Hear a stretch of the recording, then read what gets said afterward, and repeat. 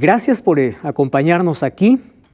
Gracias por este lindo grupo que está aquí estudiando con nosotros el fascinante libro de Daniel. Hasta aquí, lo que estamos hablando ya sobre el libro, nos trae unas enseñanzas importantísimas para nuestra vida y a través de la historia nosotros comprendemos tres cosas. Número uno, que Dios está al control de todo lo que sucede. Y aunque hay actividad humana, Dios sabe todo y Dios controla todo. Número dos, es que las profecías deben enseñarnos a nosotros a vivir en el tiempo de manera correcta. Si estamos en el tiempo del fin, nuestra preparación debe ser aún mayor. Y número tres, la Biblia es un tesoro. Cada texto de la Biblia me trae una enseñanza que debo aplicarla a mi vida. A través de ejemplos, a través de historias, Dios me enseña cuál es el plan que tiene para mi vida. Vamos a abrir la Biblia y hoy vamos a hablar sobre un capítulo muy interesante, A Prueba de Fuego. Hay una película incluso, ¿verdad?, con este título, A Prueba de Fuego. ¿Hasta dónde eres capaz de ser fiel a Dios? Hay muchas personas que, como en el matrimonio frente a un altar se promete estar en la salud y en la enfermedad, en la riqueza, en la pobreza, hasta que la muerte los separe. Una persona que acepta a Cristo el momento que toma una decisión de aceptar a Jesús y de demostrarlo a través de un bautismo, lo que está diciendo es igual que en el matrimonio. Yo voy a estar contigo en las crisis y también en los días buenos, en los días malos como en los días gloriosos. Voy a estar en la prueba o en la abundancia. Yo voy a estar siempre con Jesús. Pero ustedes han visto que gran parte de los matrimonios se quiebran porque el hombre o la mujer no está dispuesto a cumplir con su promesa. En la vida cristiana ocurre lo mismo. Nosotros parece que prometemos en un momento de emoción amar a Jesús, pero cuando llega la crisis, una crisis revela quién eres y a quién tienes. Me acuerdo de la historia de Job. Job tuvo una crisis completa. Perdió a sus hijos, perdió sus riquezas, perdió todo en un solo día. Pero no solamente fue Job, también fue su esposa. Solo que, aunque los dos pasaron la misma crisis, uno dio gloria a Dios y la otra maldijo a Dios. Los dos sufrieron igual. Los dos pasaron por los mismos problemas, pero uno reveló a quién tenía en el corazón y la otra también. Entonces, en las pruebas, en las dificultades, ¿seguimos amando a Dios? ¿Seguimos declarando de que Él es nuestro Dios? Conozco tantos cristianos que ante el mínimo detalle de la vida se alejan de Dios. Dicen, yo me alejo de Dios, me alejo de la iglesia, por culpa del líder, por culpa... Hoy vamos a ver una historia de una persona que llegó al límite de probar su fe aun cuando le amenazaron quitarle la vida. ¿Alguien te amenazó quitar la vida por seguir a la iglesia? Entonces, ¿por qué has abandonado la iglesia? ¿Por qué has abandonado a Cristo? ¿Por qué has abandonado tu fe? ¿Hasta dónde has sido capaz de poder revelar cuánto amas a Jesús? ¿Sabes que cuando nosotros pasamos por el fuego de la vida, tenemos dos reacciones? La primera es como el oro. El oro cuando pasa por el fuego, brilla. Y la segunda es como un palo de leña. Un palo de leña cuando colocas al fuego, se hace cenizas. Entonces te pregunto, cuando vienen las aflicciones, los problemas, las críticas, las burlas, cuando venga la crisis a tu vida, ¿tu fe cómo está? ¿Como el oro puro o como un palo de leña? Vamos a abrir la Biblia y vamos a descubrir este fascinante capítulo. Y como siempre, solo que antes del capítulo 3, quiero mostrarles los últimos versículos del capítulo 2. Daniel capítulo 2. Allí el versículo 47, miren lo que dice el rey más poderoso de ese tiempo. Dice así, el rey habló a Daniel y dijo, ¿qué cosa dijo? Ciertamente, vuestro Dios es Dios de dioses, Señor de los reyes, que revela misterios, pues pudiste revelar este misterio. Entonces el rey engrandeció a Daniel y le dio muchos honores, grandes dones, e hizo gobernador de toda la provincia de Babilonia, jefe supremo de todos los sabios. Y Daniel solicitó y obtuvo del rey que pusiera sobre los negocios de la provincia de Babilonia a sus amigos Sadrac, Mesac y Abednego. Y Daniel estaba, ¿dónde dice? En la corte del rey. Ustedes imaginan al hombre más poderoso del mundo diciendo esto.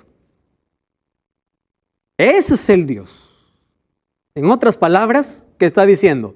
Yo ya quiero dejar mi idolatría porque su Dios es superior. ¿Cómo coloca al Dios de Daniel? Como el Dios soberano. ¿Cómo coloca a sus otros dioses? Como tan insignificantes. Tu Dios es el Dios de dioses. Es decir, aquí yo encuentro a un Nabucodonosor que reconoce a Dios. Y yo probablemente me atreva a decir, wow, es un Nabucodonosor ya cristiano, ¿verdad? Ya aceptó a Jesús, ya aceptó a Dios. Entonces, amén, aleluya. Espera un momento. La historia no termina allí. Después de ensalzar al Dios de Daniel, ¿sabes cuántos años pasan? 20 o 25 años hay entre el capítulo 2 y el capítulo 3 de Daniel. Y mira cómo comienza el capítulo 3 de Daniel. Versículo 1. Dice así. El rey Nabucodonosor hizo una estatua. ¿Qué cosa soñó Nabucodonosor en el capítulo 2? Una estatua. ¿Qué cosa hace Nabucodonosor en el capítulo 3? Una estatua. ¿Cuál es la diferencia entre la estatua del capítulo 2 y el capítulo 3? Dice, esta estatua era ¿de qué? De oro. Era una estatua de oro cuya altura era de 60 codos y de anchura 6 codos. Aquí se repite 66 por el sistema sexagesimal que tenían los babilonios. ¿Dónde lo levantó? En el campo de Dura, en la provincia de Babilonia. Probablemente exactamente donde fue construida la Torre de Babel. Y ordenó el rey Nabucodonosor que se reunieran los sátrapas, magistrados, capitanes, oidores, tesoreros, consejeros, jueces, gobernadores de todas las provincias que vinieran a la dedicación de la estatua que el rey Nabucodonosor había levantado. Se reunieron todos los llamados, versículo 4, y el pregonero anunciaba en alta voz, ordeno a vosotros, pueblo, naciones y lenguas, que cuando escuchen la bocina, la flauta, el cítara, el arpa, el salterio, la zampoña y todo instrumento, os postréis y adoréis a la estatua que Nabucodonosor ha levantado. Versículo 6. Y cualquiera que no se postre y adore, ¿qué cosa dice? Sea echado inmediatamente a un horno de fuego ardiendo. Los hornos eran muy comunes en la antigua Mesopotamia porque hacían mucho ladrillo. Hornos había en todo lado.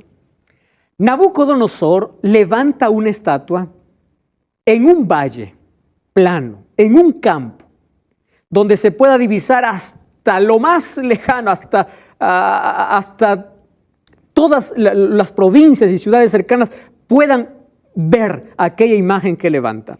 Ahora, viene una pregunta. ¿Cuál es la diferencia de la estatua del capítulo 2 y el capítulo 3? ¿Recuerdan ustedes? ¿Alguien quiere decir cuál es la diferencia entre las dos estatuas? ¿Recuerdan que la estatua del capítulo 2, cuántos metales tenía? 4 metales. Cabeza de oro, pecho de plata, vientre de bronce, piernas de hierro y pies de hierro mezclado con barro. ¿Y cómo es la estatua que levanta hoy Nabucodonosor? ¿Qué cosa dice? Él hace que toda la estatua sea de oro. Aquí viene la razón del asunto y por qué viene esta prueba ahora para los amigos de Daniel. Nabucodonosor en el capítulo 2 había comprendido que su reino pasaría. Ahora Nabucodonosor dice, ¿y si yo hago que mi reino sea para siempre? Yo no puedo cambiar mi sueño, pero puedo cambiar la imagen. Daniel me dijo que solo la cabeza era de oro, pero yo no quiero que la cabeza sea de oro. Yo quiero que de la cabeza a los pies sea de oro. ¿Qué estaba diciendo Nabucodonosor? Yo quiero que mi imperio nunca se acabe. En otras palabras, Nabucodonosor está yendo en contra de los planes de Dios, en contra de la profecía, en contra de una advertencia, en contra de la omnisciencia de Dios. Ahora les pregunto, ¿acaso nosotros no nos parecemos a veces a Nabucodonosor cuando queremos contradecir a Dios de algo que Él ha dicho? La Biblia dice una cosa, pero yo puedo hacer otra. Porque eso me conviene, o es más, porque eso quiero. Nabucodonosor quería que su reino nunca termine. Es por eso dijo, si yo soñé una estatua con cabeza de oro, yo voy a hacer una estatua de oro puro. Mi imperio no debe tener un final. Y yo voy a demostrar a Daniel y voy a demostrar a todo el mundo que Babilonia va a ser un imperio que va a durar para siempre. Rebeldía completa. Orgullo. Yo quiero. Yo voy a hacer. Cuando el ser humano se olvida que es frágil. Cuando el ser humano se olvida que es apenas un ave de paso. O es como la hierba que se marchita, como menciona la Biblia. O como la neblina que desaparece. Entonces allí él desafía y hace una estatua tan enorme, un codo más o menos mide entre 45 a 50 centímetros. Entonces la medida de la estatua era más o menos de 30 metros por 3 metros de ancho. 30 metros de altura. Tamaño de su arrogancia, tamaño de su orgullo. Y él manda a traer a todos para que adoren esa estatua. Algunos dicen que la estatua que él mandó construir era la figura misma de Nabucodonosor. Es decir, él está reclamando adoración para él ¿a través de qué? A través de una imagen. Ojo con lo que estoy diciendo. Alguien siendo adorado mediante una imagen. Entonces él manda a todos, versículo 2, dice, manda un pregonero, todos los convidados, todas las autoridades, cuando escuchen, miren aquí la influencia de la música. La música tiene un poder importante en la mente de todo ser humano. No cambia el ambiente cuando escuchamos música. La música tiene poder de que la letra puede entrar más fácil al cerebro. Qué bonito sería si a toda la Biblia lo hacemos música. Así la Biblia lo aprenderíamos de memoria. ¿Verdad? Ahora, la música aquí es usada para adoración. Ojo con esto. La música puede ser usada para adorar a Dios o para adorarte a ti mismo o adorar al otro poder, que es el poder del mal. Dice, ustedes escuchan esa música y todos tienen que arrodillarse. ¿Qué cosa está haciendo Nabucodonosor? Yo quiero que ustedes puedan aquí aprender algunos detalles que voy a repetir siempre. Número 1, Nabucodonosor estaba imponiendo una adoración. ¿Qué significa imponer una adoración? Yo te obligo a hacer aunque tú no quieras. ¿Acaso eso no hacemos con nuestros hijos cuando los bautizamos sin que ellos decidan? Yo voy a imponer lo que yo quiero. Te voy a imponer. Y Dios nunca acepta ni aceptará una religión por imposición. Jamás. Porque el hecho de aceptar a Cristo no tiene que ver, o Dios no quiere que sea por imposición, sino sea de manera voluntaria y por amor. Pero aquí el rey está imponiendo una adoración. Es decir, Primero impone y en segundo lugar, ni siquiera es una adoración verdadera. ¿Qué cosa es? Es una falsa adoración. Ahora, yo les comenté desde un comienzo de que las historias que se escribieron en Daniel, algunas de ellas se repetirán en el tiempo final. No de la misma manera, pero sí tomando los mismos principios. ¿Qué significa eso? Las historias dicen la forma en que sucedieron los eventos y las profecías muestran la forma en que sucederán. Fíjense aquí. Abran la Biblia en Apocalipsis capítulo 13. Apocalipsis. Daniel 3 ya es un hecho histórico. Apocalipsis 13 es una profecía que aún no se cumple.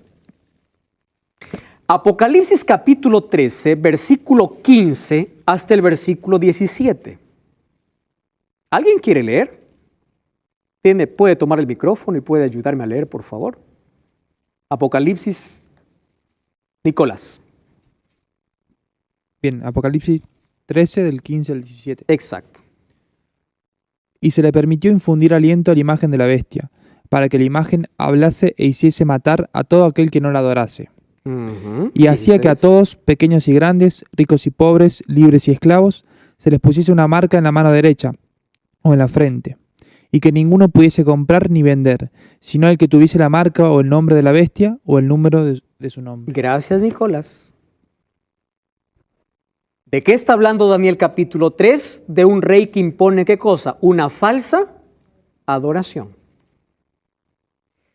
Cuando se habla de bestia en la Biblia, ¿de qué estamos hablando? De un poder. En el tiempo final, yo no me voy a adelantar al evento, en los próximos capítulos vamos a ver de quién se trata ese poder. Habrá un poder religioso en la tierra que imponga una marca y que les obligase a todos a adorar. ¿A qué cosa dice? A la imagen. ¿Recuerdan que Nabucodonosor qué cosa hizo? Una imagen. Es decir, la historia se va a repetir.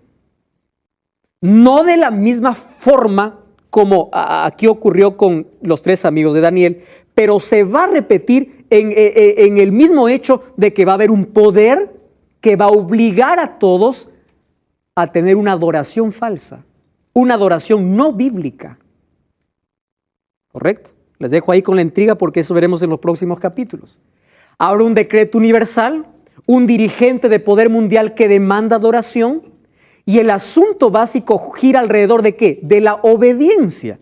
Porque allí los que estaban obligados.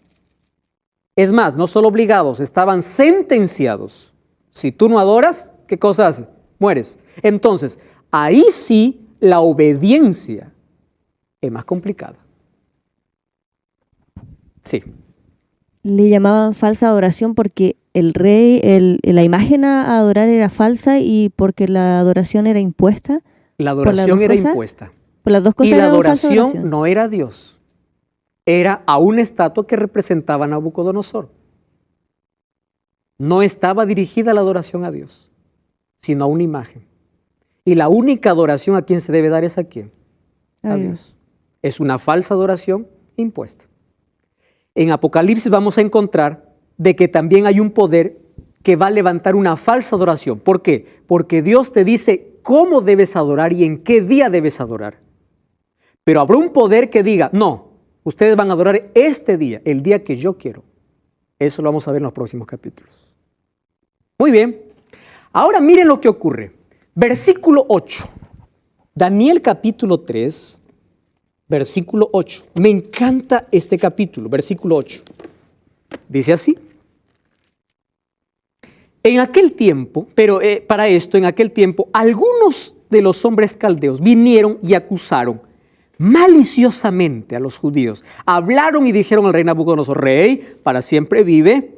Rey, tú has dado una orden, has dado una ley, has impuesto una ley, que todo el que está aquí se postre ante tu imagen. Versículo 12. Hay unos hombres judíos, aquí, hombres judíos, de los cuales tú les pusiste, es más, son tus hombres de confianza. Ten cuidado. Aquellos que dices que son de tu confianza, que son Sadrach, Mesach y Abednego, estos no te han respetado, no adoran tus dioses, ni adoran la estatua que has levantado. ¿De qué están acusando aquí a los 3 amigos de Daniel? De 2 cosas. Que no adoran los dioses de Nabucodonosor. ¿Y qué más no adoran? La estatua que la ha levantado. Genial. La pregunta es, ¿por qué no obedecieron? Una persona me escribió hace un par de meses, diciéndome sobre este asunto: pastor, ¿hasta qué punto tenemos que obedecer a las autoridades? Y me sacó este texto. ¿Acaso la Biblia no dice en Romanos 13, sométase toda persona a las autoridades superior, porque no hay autoridad sino de parte de Dios y las que hay por Dios? Entonces, dice, pastor, si el presidente me dice, la Biblia me dice que le obedezca, entonces yo voy a hacer lo que el presidente diga. Porque incluso sacan un texto bíblico, ¿verdad? La Biblia dice, sométete a toda autoridad. Ahora, vamos a analizar el texto. Me encanta este análisis. ¿Qué dice? Sométase a toda persona a la autoridad, ¿qué cosa? Superior. Ahora les pregunto, ¿quién es más superior que cualquier autoridad? Dios. ¿Hay que respetar a las autoridades? Sí. Pero cuando las autoridades se colocan por encima de los principios de Dios, yo respeto a la autoridad mayor. ¿Quién es la autoridad mayor? Dios. Ahora, comprendan este asunto porque es interesante y delicado. ¿Qué leyes tenemos que nosotros obedecer aquí? Claro que hay leyes civiles que hay que obedecer. La Biblia dice que yo solo debo obedecer a Dios, yo no obedecer la ley de tránsito. Es una locura. Sométete a la autoridad.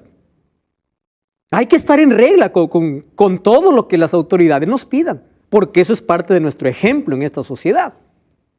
Pero cuando la autoridad me quiere obligar a hacer algo que está en contra de los principios de Dios, le digo, espera un momento. Tú eres autoridad superior, pero si tú quieres hacer que yo haga algo que no está escrito en la Biblia, Dios es más superior que tú. Es por eso que la Biblia también dice, es necesario obedecer a Dios antes que a los hombres. ¿Quién está primero entre las autoridades? Dios. Ahora, pastor, ¿por qué no se arrodillaron? Muy buena pregunta. Vamos a Éxodo capítulo 20. Éxodo capítulo 20, versículo 3 hasta el versículo 5. Dice así, Éxodo 23. No tendrás dioses ajenos delante de mí. Versículo 4. No te harás imagen ni ninguna semejanza de lo que esté en el cielo, ni abajo en la tierra, ni en las aguas debajo de la tierra. No te inclinarás a ellas, ni las honrarás.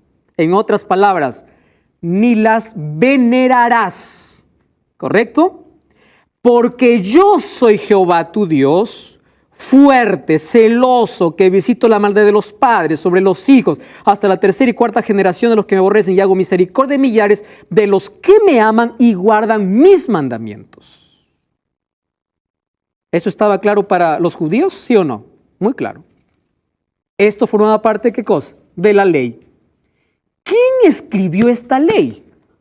¿Moisés? Vamos a Éxodo capítulo 31, versículo 18.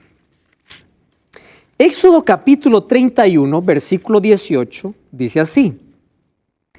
Y dio a Moisés, cuando acabó de hablar con él en el monte Sinaí, 2 tablas de testimonio, tablas de piedra, escritas ¿por quién? Por el dedo de Dios. Entonces, en esa ley que Dios escribió, ¿qué cosa decía el mandamiento? No te harás imagen ni escultura, ni te arrodillarás, ni venerarás, ni adorarás, porque yo soy tu Dios. Estamos hablando acerca de este capítulo interesante, del capítulo 3 del libro de Daniel.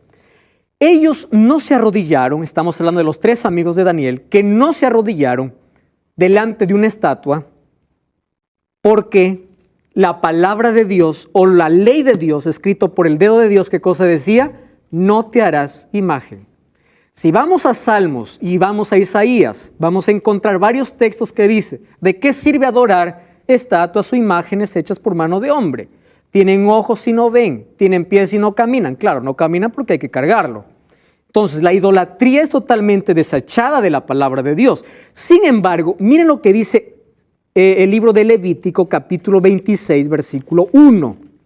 Porque hay algunos que dicen, bueno, pero ¿qué de malo tiene una pinturita por ahí, la imagen de algo? Versículo 1 del capítulo 26 dice, no haréis para vosotros ídolos ni esculturas, ni os levantaréis estatua, ni pondréis en vuestra tierra piedra pintada para inclinarnos a ella. Yo soy Jehová vuestro Dios. Está claro el asunto, muy claro. No te harás imagen. No, pastor, lo que pasa es que yo no adoro una imagen. Yo adoro a un santo. Puede ser que alguien esté pensando eso. Bueno, y es que las personas, un santo cuando muere, pastor, puede interceder por mí. ¿Será eso verdad? Vamos a Eclesiastés capítulo 9. ¿Sí? Eclesiastés, Antiguo Testamento, capítulo 9, versículo 5. Miren lo que dice. Los vivos saben que han de morir, pero los muertos nada saben. No tienen recompensa, su memoria cae en el olvido. Y miren lo que dice. Perece su amor, su odio, su envidia. Nunca más tendrán parte en todo lo que se hace debajo del sol. Ahora les pregunto, ¿un muerto podrá interceder? No. No, pastor, lo que pasa es que cuando uno muere se va al cielo. Vamos a ver 2 de Timoteo. 2 de Timoteo, capítulo 4. Miren lo que dice. Esto es interesante. 2 de Timoteo, capítulo 4, versículo 7 y versículo 8. 2 de Timoteo, capítulo 4, versículo 7. Dice, ¿saben quién está escribiendo aquí? Pablo. He peleado la batalla, he acabado la carrera, he guardado la fe. Por lo demás, me está reservada la corona de justicia, el cual me dará el Señor juez justo. ¿Cuándo? En aquel día. ¿De qué día está hablando Pablo? De la vuelta de Cristo. Y no solo a mí, sino a todos los que aman su venida. ¿Qué está diciendo? Cuando uno muere va a disfrutar de la gloria. Entonces, ¿por qué hay que rezar a Pedro, a Pablo, si ellos también están en su tumba esperando aquel día? Aquel día. ¿Cuál es el problema de adoración a estatuas? Una persona muy sincera me escribió hace unos días diciendo, pastor, usted está muy equivocado cuando habla de que nosotros adoramos estatuas. Nosotros no adoramos, sino nosotros veneramos. Y yo les voy a mostrar un texto de Juan Pablo II para ver si esto es verdad. ¿Correcto? Miren, es un texto que yo no lo inventé. Está escrito en el libro Los íconos hablan de la historia del cristianismo. Dice así. Una misteriosa presencia del prototipo trascendente pareciera como si fuera transferida a la imagen sagrada. La contemplación devota de una imagen parece de esta manera como un sendero real de, ¿qué dice? De purificación. Esto no es veneración. Esto es adoración. De purificación del alma del creyente. Porque la misma imagen bendecida por un sacerdote puede en cierto sentido ser considerado un canal de gracia divina. ¿Y dónde queda 1 Timoteo? Que el único canal de gracia divina es Cristo. Jesús dijo, yo soy el camino, la verdad y la vida. Hechos 4:12 dice, en ninguno otro hay salvación. La única gracia divina que yo recibo es de Cristo, no de una imagen.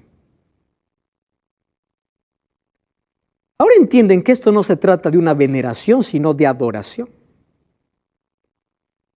Correcto. Vamos a continuar con la historia. Nabucodonosor, cuando escucha esto, empieza a llamar ¿a quién? A los tres. Y miren, aquí hay algo bueno en Nabucodonosor. Nabucodonosor no es de aquellos que escuchan y dicen, ya, de frente voy a actuar. No, no, no. Llama y habla, conversa, dialoga y le dice, ¿es verdad, Sadrach, Mesach y Abednego, que vosotros no honráis a mi Dios, ni adoráis la estatua que yo he levantado? ¿Es verdad lo que ustedes están haciendo eso? Muy bien, dice, vamos a llegar a un acuerdo. Ustedes saben que el mayor negociador es el diablo. Al diablo le gusta negociar. ¿Saben cuál es su negocio? Dice, mira, yo no te quiero en la iglesia. Ah, pero si tú quieres ir, está bien. Vamos a hacer un negocio. Ándate a la iglesia, pero en tu casa vive como quieras. Un buen negocio. Al diablo le gusta negociar.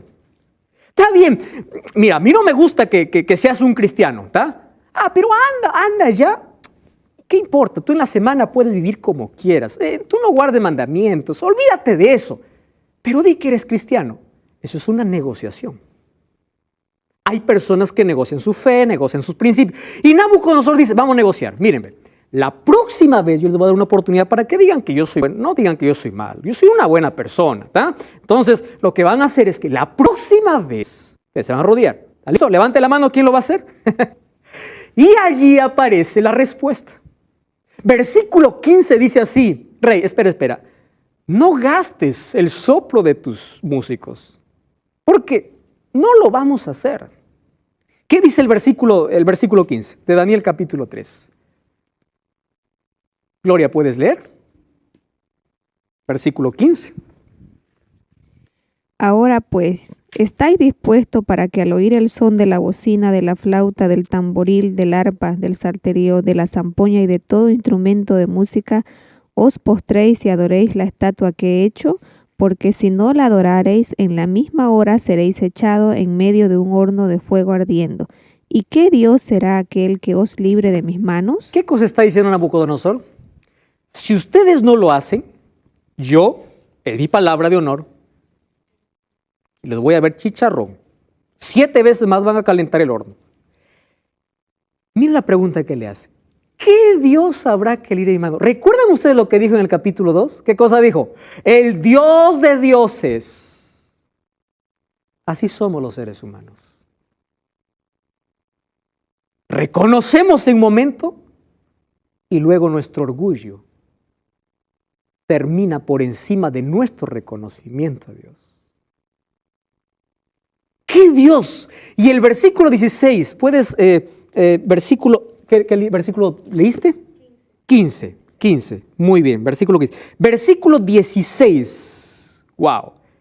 Sadrach, Mesach y Abednego respondieron al rey diciendo, no es necesario que te respondamos. ¿Sabes, Nabucodonosor? Nuestra decisión está tomada. Nuestro Dios a quien servimos puede librarnos del horno de tus manos. Versículo 18. Y si no, has de saber, oh rey, que no serviremos a tus dioses, ni nos arrodillaremos delante de tu estatua. Presten atención, porque para mí este es el texto más fuerte. ¿Saben lo que están diciendo estos muchachos? Así. Dios nos puede librar, pero si no lo hace, yo seguiré siendo fiel. Queridos, eso es fidelidad a prueba de fuego. Hay personas que dicen, ¿y Dios por qué no me libró? Tantas personas con solo preguntas, pero nunca demuestran su fe. Hay tantos cristianos en este mundo que solo están esperando milagros. Muchos incluso hasta quieren chantajear a Dios diciendo, si tú no haces este milagro no te sirvo. Muchos abandonan la fe porque su oración no es respondida. Estos jóvenes dijeron, aun si Dios no quiere en su soberanía, nosotros moriremos siendo fieles. Esto es fidelidad.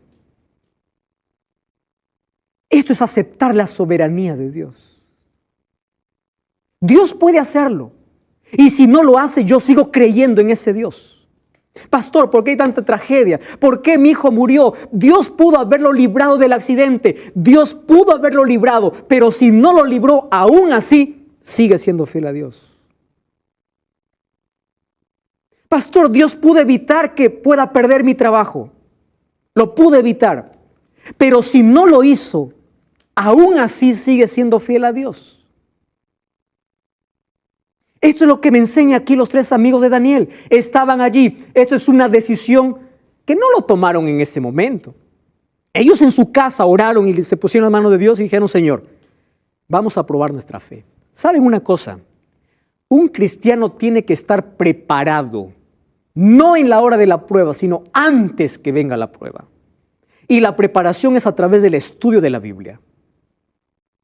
Una persona que espera la prueba para enfrentarla no va a soportar. Una persona que se prepara para enfrentar la prueba va a salir victoriosa de la prueba. Estos hombres tomaron la decisión en su casa, fueron preparados. Por eso le dijeron, mira Daniel, Nabucodonosor, no necesitas darnos oportunidad, porque la decisión está hecha. Queridos, hay decisiones que no deben esperar. Y es la decisión cuando elegimos por Jesús. Esa es la decisión que no podemos esperar. Nabucodonosor se llenó de ira, demudó su aspecto de su rostro. ¿Y qué cosa sucedió? Los echó. Ahora fíjense, si nosotros comparamos Daniel 3 con Apocalipsis 13, vamos a encontrar la misma similitud. Por ejemplo, Daniel 3 habla de un soberano poderoso. Apocalipsis 13 habla de un soberano. Daniel 3 habla de una imagen falsa, Apocalipsis también. Daniel 3 habla de una adoración forzada, Apocalipsis también. De una unión de iglesia y Estado. ¿Qué cosa está haciendo Nabucodonosor? Está uniendo la política con la religión. Porque ¿qué cosa está buscando? Adoración. ¿Usando qué cosa? Sus poderes. ¿Eso no es unir la política con la religión? Eso ocurrirá muy pronto. Siguiente, habrá una pena de muerte.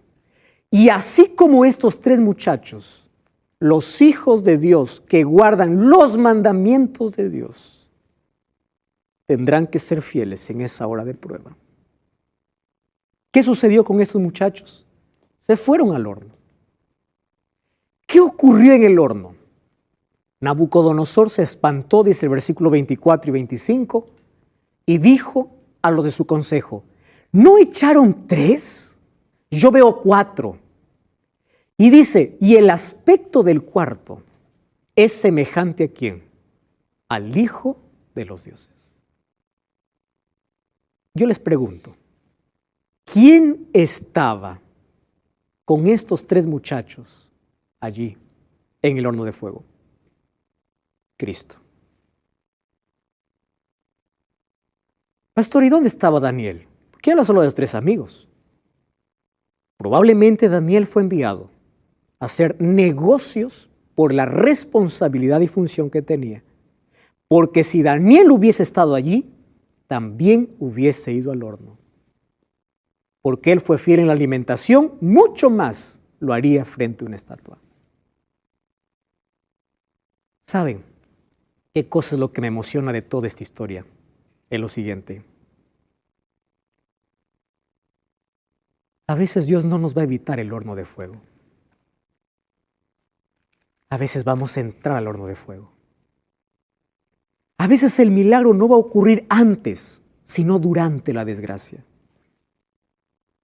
A veces nuestra oración no va a ser respondida como nosotros queremos.